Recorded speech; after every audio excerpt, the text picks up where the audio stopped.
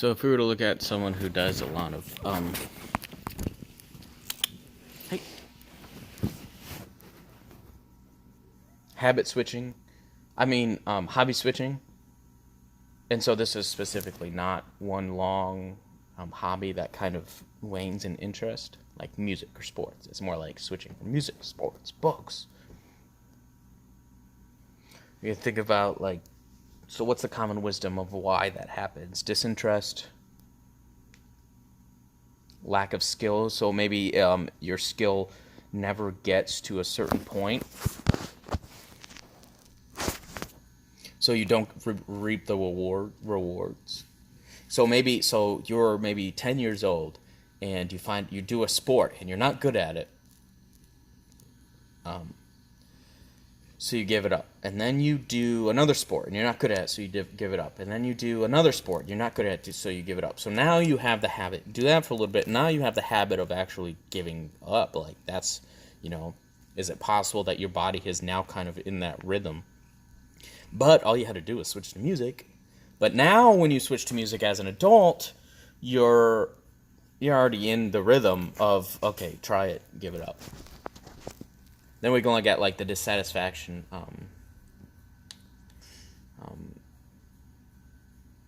We can look at the physical aspects of it. So you're really immersed and you're at the peak. You're really interested in, say, this one video game, and so you lose sleep.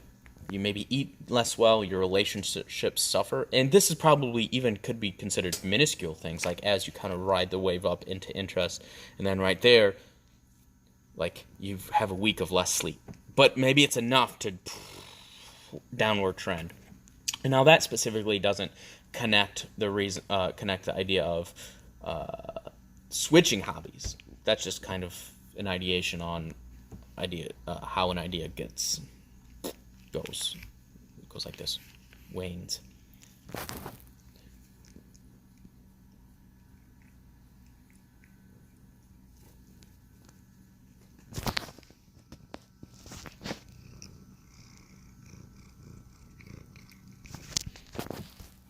But maybe there's guilt. So you have the wane, and you don't see why it's happening, or you can't take a guess, or you can't be okay with not knowing. Yeah, I don't know.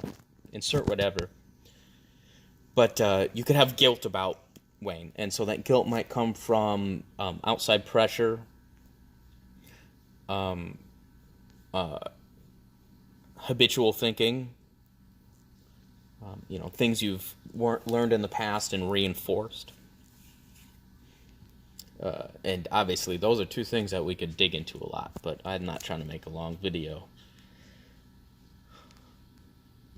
You could, if you want to learn a lot about that, you could read the Lankavatara Sutra. So there could be the guilt about the thing.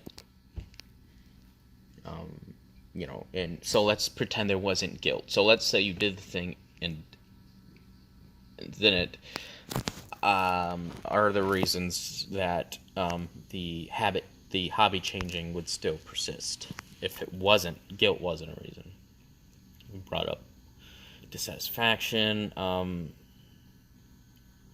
Could be, like we said, the habitual rhythm. Well, okay, so let's turn our eyes to that one. How would you break out of a habitual rhythm? I don't know anything about breaking out of habits. When I usually break out of habits, it's usually because my environment requires me to. So if you were to follow my path, in this case, you would be progressing. You would be continually putting yourself in environments that are new environments, and so they require new things. I recently went the longest and I talked about this to people. I went the longest I've ever went without buying, 6 months without buying cigarettes, in an extremely kind of having a baby, working at that point 5 jobs, when those kind of went and go on and off. I was doing the musical and a bunch of other stuff and a bunch of gigs, as well as the 3 businesses. But, things require, me not wanting to be a smoker or to buy cigarettes and to have money for my baby pushed me just okay, I'm not going to do that. And I like, I mean, it was like a level up. Like, and it was very visceral. It was very tactile. I could feel it. That like I reached parts of my brains that normally would be just shut off when I had that cigarette. And then I also noticed other coping mechanisms. So then sometimes when I didn't want a cigarette, I started getting this desire to just binge eat. And then I kind of got a desire to exercise and then to take long walks and things like that. So new environments would be one way, I think, to do that.